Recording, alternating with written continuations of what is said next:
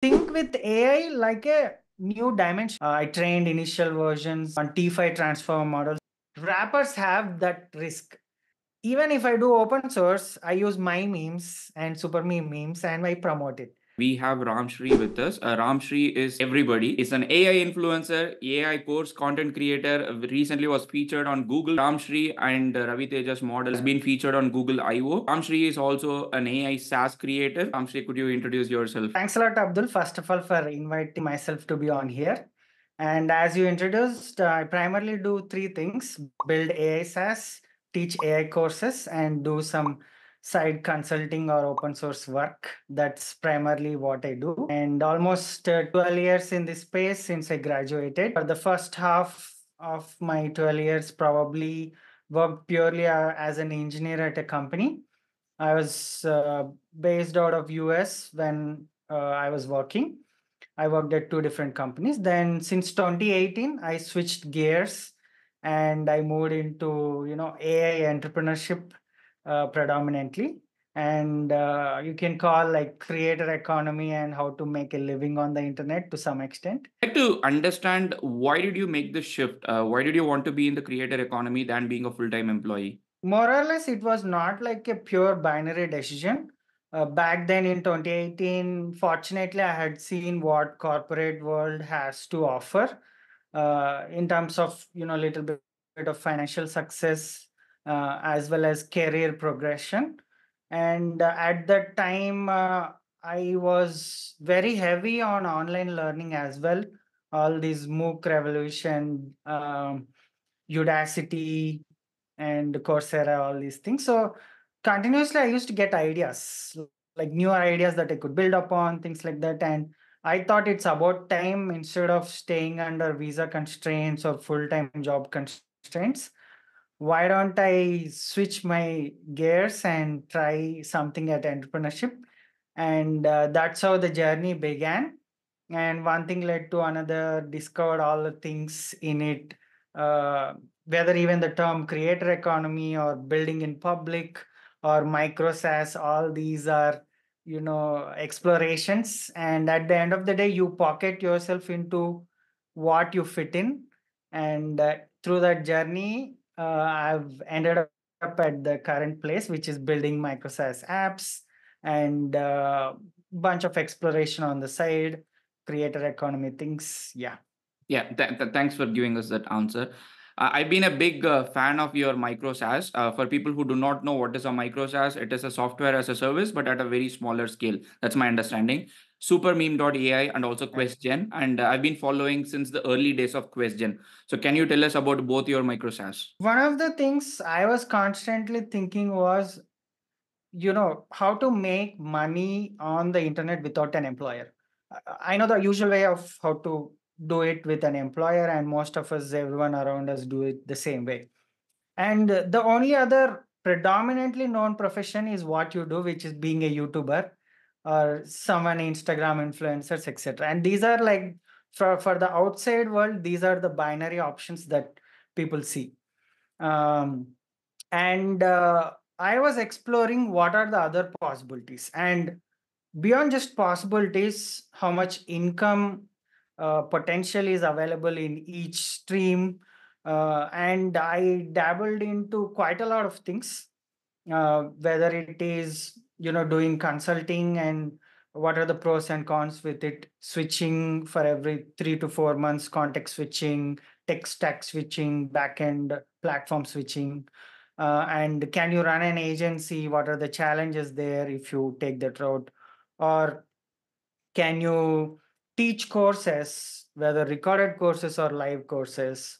I was fortunate to experience that. And third part is basically, building even products, micro SaaS. And throughout this course and exploration, one thing led to another, and micro SaaS is what I have been doing predominantly. How the journey started in a nutshell, at least for question, my progression was continuously build upon my skill one on top of another. At first, I knew how to generate questions from any context using deep learning models. I trained initial versions on T5 transform models. For those who do not know, almost in 2021, 2020, they were the biggest transformer text generation models that are out there, and learned to build API on top of that. Then understood what are the ways to monetize. Course could be one, and what are the ways to get eyeballs. Open source library could be one. I did that. Then once I built backend API again, how to build a UI on top of that using no code tools. Then more so recently, uh, my understanding is no code is always an abstraction layer on top of existing tech. So always it lags a little bit behind the tech stack, mostly for stability reasons and other things as well. So how to leverage no code, low code, visual builders, etc. From there on, I moved on to how to compete with the best in generative AI space, building on latest stack, Next.js and modern database stuff, Superbase, deploying on Vercel, etc. So I've seen through the progression, and that's how I slowly and eventually got into building this. Just quickly, for Super Meme, it has been slightly different journey where we got a lot of virality in the initial phases, and Question is built solo by me, whereas it's built with two other co-founders who we have never met even till now, and it's all a lot of serendipity as well. Yeah.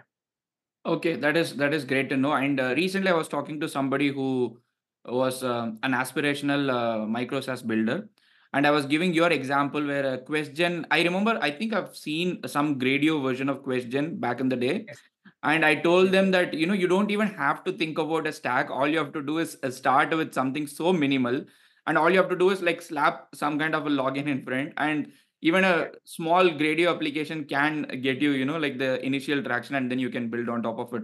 So what do you think about taking that first step and MVP to prod? Like what is your opinion? Yeah. So one, I always believe that one, you need to find ideas slightly ahead of time. That means either 2 to 3 years ahead of time. Because if you are a very powerful executor, whether, for example, take you have strong connections, you can raise VC funding and move like a bulldozer. Amazing and great, even if you find relevant ideas that are current. But when it comes to building AI SaaS, mostly as solopreneurs, etc., it's important to find things slightly ahead of time, projecting tech. Because on the way, you need to learn skills as well as map customer demands to advanced tech. And for me, that gave me the leeway where AI models were advancing to do this sophisticated question generation. While the tech was advancing, I was also advancing in my skill level to match up to that. That's one of the things that I see. And another important thing is I always think about not disrupting the existing business models or teach a new behavior of paying for customer. It is very hard as, let's say, microservice builders to teach that. Especially how I look at it is with AI, you need to find what's traditionally done and paid for and try to 10x that with a human in the loop system, etc. That's where your value add is, which is what does this newer tech or newer model or newer concepts enable things that were either done manually or you can do 10x better than how it is done. For example, just think about AI agents. I saw your video on agents and LLM OS, the stack as you go. I think just from the thumbnail you can see how the progression is. It's very clearly captured. Similarly, right? So there were these blog writers previously. Just if you just want to write a blog, now with tools, function calling, and this agentic framework, you can do much. That you can do the same task of blog writing probably 10x better because you can query with a search engine and get the top 10 or 20 results for that blog topic. Now you can use that as a baseline summary. Then you can have multiple agents. One could be a outline agent, one could be a writer agent, one could be a Q&A agent to finally craft that in the tone of your previous articles, etc. So it's an open thought, but I'm just giving you the framework, how to think, how to disrupt something already existing with 10x. And the 10x need not even be immediate. You should be able to project that with things. For example, imagine that multimodality will be already available where you can input in any form, audio, text, image, etc., and also generate in any form, audio, text, uh, image, video, etc. Imagine that possibility is already there and think of that tech stack. And one of the most crucial things that I would say is try to find a vertical, a business vertical. It could be ed tech, medical tech, I mean, med tech or construction or something, whatever you have some leverage in, either through your experience or you have direct connections, brother or somebody, father in that field, etc. Because if you're building general purpose stack, it is going to be get disrupted by bigger companies with a single update that is always there. How do you position yourself, knock yourself in the ecosystem of your vertical? Because no one, when, for example, if you're building for kindergarten, grade 1 to 3, some learning or phonetic thing, now Google will not come and compete in that space directly and build something there. And even if it does, it is going to be a generic solution where you are going to add a lot of input output connectors, some kind of management for schools and all these things, right? So vertical is one thing that I always say: find a vertical or business area that you can operate in, so that the problems are little bit grounded and you can build a solution that will stay there for the long term. Yeah.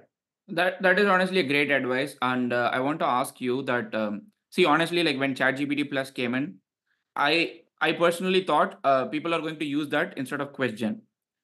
I Hmm. thought like people will post the paragraph there and get the Yeah. question back, and I was like, why would anybody use question? And your product is still Right. growing, you're still making money. Is it because of the vertical aspect that you said? Like, what is the reason? I absolutely believe that is the thing. I won't claim to even go and say that I have huge moat. At the end of the day, I just have GPT-O doing the heavy lifting. If it doesn't work, then I have Anthropic's Claude as the fallback. But at the end of the day, there are a lot of challenges that a regular SaaS encounter. For example, one, you want to input in many formats, whatever all the URL and all these 10 different formats. And the vertical output formats are even many. Maybe you want to output in 50 different formats, some kind of specialized CSV for some LMS learning management system, some XML code for Moodle or some other learning management system, and you have several such criteria. Then there is the edit layer where people want to edit, shuffle questions, and you have the beautification aspect of it as well, right? So that's how I look at it, which is grounding it in a vertical and not diverting from the core idea. And and that's how it is still growing. Hopefully it will continue to grow. I look at it the same way. It is grounding that in the edtech vertical, and without cluttering, providing all the things that are necessary. And with AI increasing the penetration in the market, and we see a lot of this traditional, indie hackers or builders now jumping so heavily into AI. I mean, like most of these guys, like who are like the face of the, let's say, indie hackers, everybody has Yeah. a .ai domain now, and everybody is building something. And it has become so casual. How do you think somebody can, like a newcomer, can come and survive in this particular market, even within creator economy or indie hackers? I feel there are prominently only two ways. I mean, there philosophically there might be many paths, but there are, one is you own the distribution. You own the distribution either to through your following that you have created, the trust that you have created over time. You're some kind of influencer or micro influencer who has created some distribution. Now, even if you build a similar competing SaaS, you are going to get more eyeballs, more verbal. vouching from other people who need it. That is one way. Second way is for most newcomers, the only ideal way is purely play it on cutting edge tech and virality. What that means is every now and then you will see a post. Somebody has 1,000 followers or 500 followers. They built some agentic thing, something like that. It goes viral, like 1,000 likes, 2,000 likes, etc. The only reason why it is happening is they are able to map cutting edge tech to existing problems. Like one of the posts, if you have seen recently, they've given any topic, just a sentence, they are outputting a full 40-page PDF that is in latex form, like a research paper that you can study, and probably even with grounding of from other papers that they're taking, etc. That is just one such example. But if you the biggest way one who doesn't have existing knowledge, existing uh, you know uh, presence on the internet is to bank on cutting edge virality and applied layer of AI. And we see that happening every now and then. We think it is saturated, but someone will post something and it goes 1,000 likes, 10,000 likes sometimes.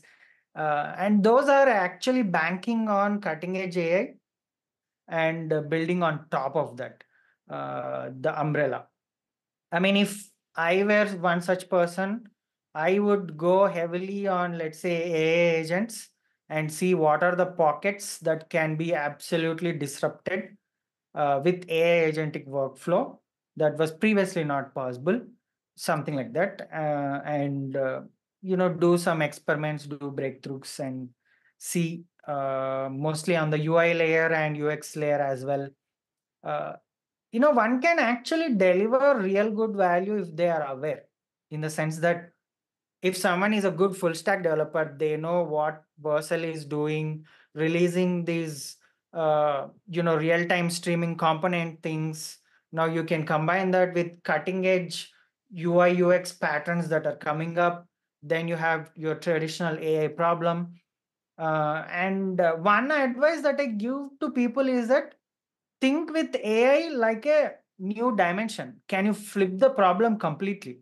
For example, in question, I'm attempting to build this, which is let's say you have a 10 pager you want to learn. Previously, there was only one summary. You get one high level summary of, let's say, one page. You read that. Now, with AI and AI being cheaper and faster, can you build a progressive summary? For example, the first thing that you read is just 10 words.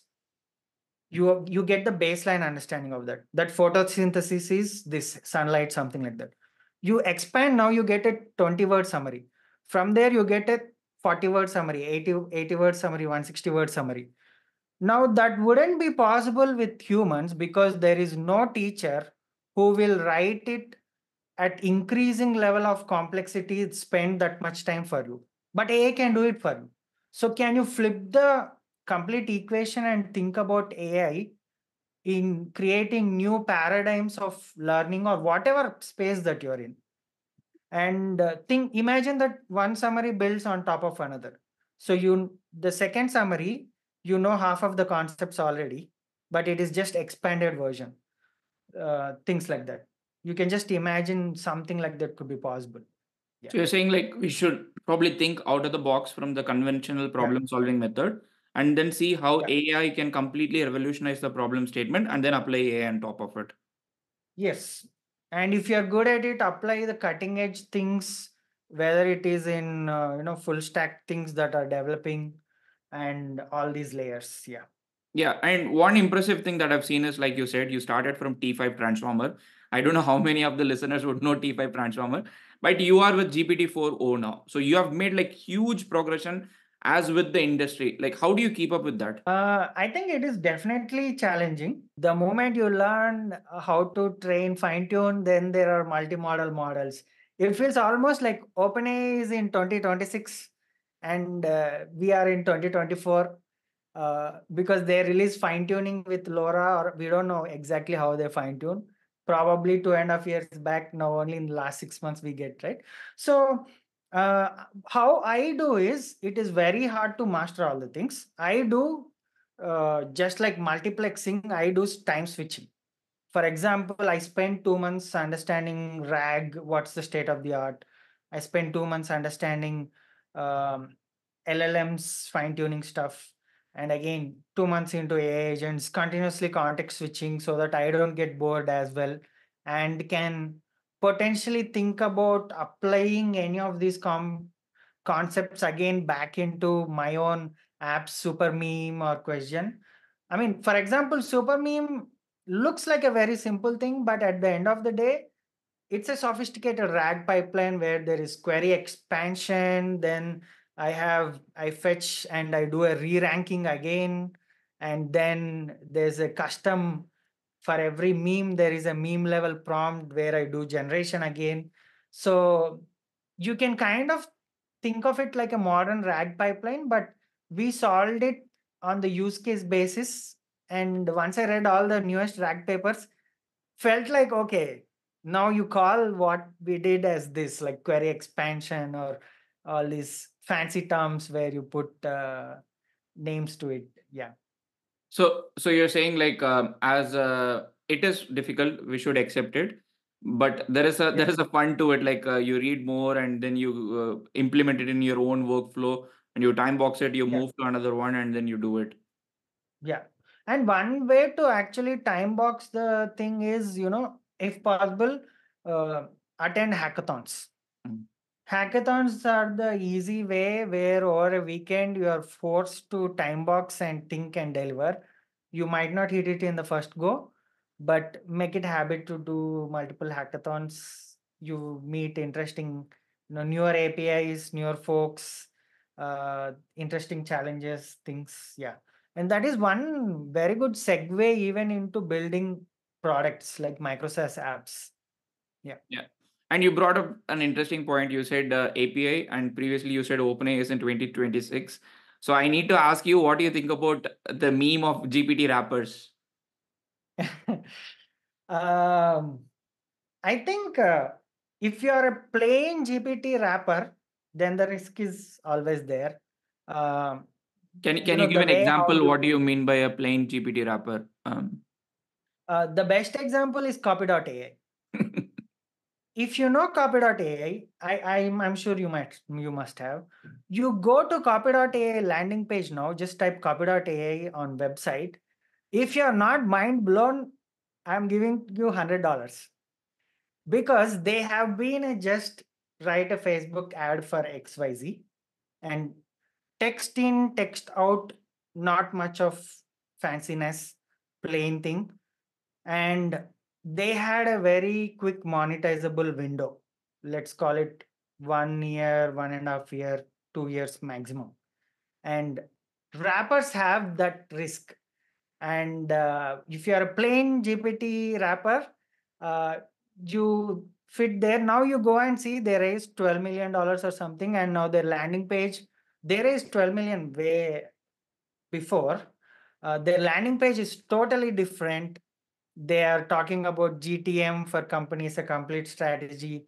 You, you need 5 minutes to understand who their target customer is. Now, uh, perfect example.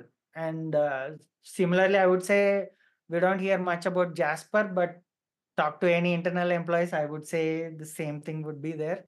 Um, and it's not even the world's fault. Basically, in the previous generation, we had enough time in the world to build something just like a stage timer and just let it sit for 10 years SEO and get to 10K MRR. But we are living on an exponent where if you just sit stagnant, you'll fall down the exponent like on the slide. So you need to hold friction, hold ground, and keep ascending. That is always there. Uh, the easiest way is one is chaining multiple modalities. Again, there is risk. Now it's becoming a multimodal input to other. So wrapper with two language modeling heads just like that. you have a vertical head and you have a B2B head if you can. Because if you can penetrate into B2B, which will take 6 months sales cycle, but once they take out the credit card, again, they're not going to cancel that easily. So the only way is if you can build B2B products, you build something valuable, penetrate there. The harder to get, the harder to lose as well, and build in a vertical. That would be one. Otherwise, nothing wrong with indie hackers, but indie hacking as I see of today is I might build something, get to 5K MRR, and in the next 1.5 year, I should exit out with at least 200K to 50K, cash out for the time that is in, and walk away and do something else. Uh, we are not living in the time where plan for 5 to 7 years, then go for IPO or exit and sell it to for 100 million to another company. Still, things might happen, but it is very hard to keep ourselves in the trajectory. Yeah. That's I think a lot of people will take bits and pieces from this and then make out their own interpretation out of it. I want to do a thought process exercise with you. Let's say like I am a see my profile is a data scientist, okay, or let's say an average developer, and if they want to make $1,000 MRR irrespective of where they are in the world, can you give me like 4 or 5 steps what things that they can do, like actionable things, and they can reach there? I'm not saying that it's not a money scheme where if you follow this 5 steps you'll definitely make 1,000 MRR, but at least a guidance. Yeah. So are you talking about SaaS or anything in general? Anything, you just like the ultimate aim is 1,000 MRR, 1,000 USD MRR. Okay, got it. I would say SaaS is the best ROI in terms of anything. You can technically you can start community subscriptions and you put high quality content and have subscriptions for that as well, Substack and all, quite a lot of things that you can do actually. But I would say for highest ROI, SaaS is perhaps the best. And today I would say um, go and spend 3 months in learning full stack, not as a full stack developer. You learn the basics in 3 hours, absolutely. You have cursor.sh or GitHub Copilot, and you just start pumping in there. You ask things and get done. Now, if that is a friction point for you, go ahead and use tools. For example, data button, where you can prompt and get Next.js or React code, etc. And similarly, if you're even more not at all technical there, one step below, you have no code tools like Bubble, Flutterflow. At the end of the day, one thing is that you identify a problem, you build some kind of UI first on Streamlit, Gradio. That's it.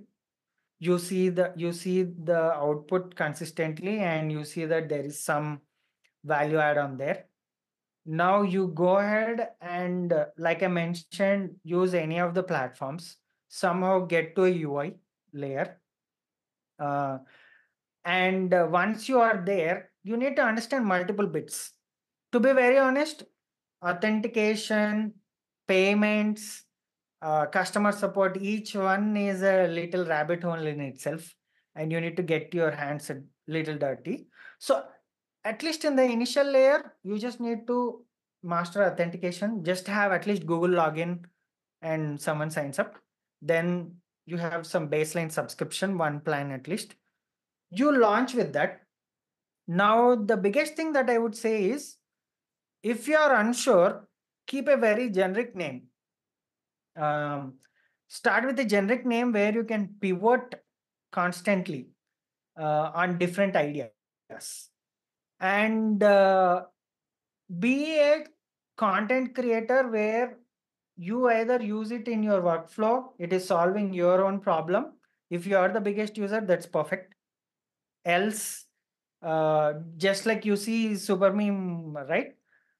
Even if I do open source, I use my memes and super meme memes and I promote it. So whatever you do, keep that as the channel to publicly talk about things, etc. And start writing on the internet quite a lot. For example, if you have all the time in the world, go write blogs, because that will lead to SEO. That's what I did for question. Go make YouTube videos. Again, SEO and discoverability on the internet, or everyday writing. But fundamentally, again, little bit on the pricing, you need to anchor it below ChatGPT, $20. So $10 to $15 is ideal. Go and first build a B2C product. There are some pitfalls. So what I would say is, go and first build a B2C product, launch with only Google logins, nothing else. Launch with a $10 or $15 plan, nothing else.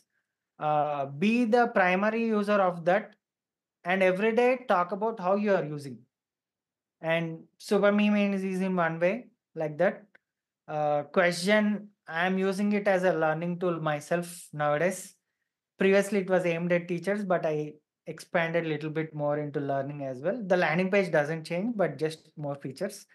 Yeah, all these higher level things that I am testing for myself as well, as a learner. All these summarization things that I told you. um, and the second thing is, like I mentioned, be aware of all the cutting edge technology and build on that. There is no other way, because we need to really find an idea that is 2 to 3 years into the future. A- Unless you are a super builder who already have an audience, which I think first time builders will definitely not fall in that category. So their goal is to identify something 2 to 3 years ahead, ambitious enough, and start delivering value bit by bit. Yeah, I mean, it is always hard. Like I always say, looking backward, everything looks like common sense. But that it is about making those common sense choices looking forward in future, to the future. Life is always like that. Yeah. Yeah, that is a really great advice. I think a lot of people will try it out. And where do you think people can follow you, like whatever you do? LinkedIn, Twitter, I write almost every day. So Ramsri_Goutham on Twitter, and Ramsri Goutham, RAMSRI space GOUTHM on LinkedIn. Yeah, we'll link your products and we'll link your social profiles in the YouTube description. Thank you so much for giving us all the insights and wisdom with which you are building your AI SaaS. And I guess for me personally, it was really helpful, and I guess it'll be the same for a lot of our audience. Thank you so much, Ramshri. Absolutely. My pleasure to be here.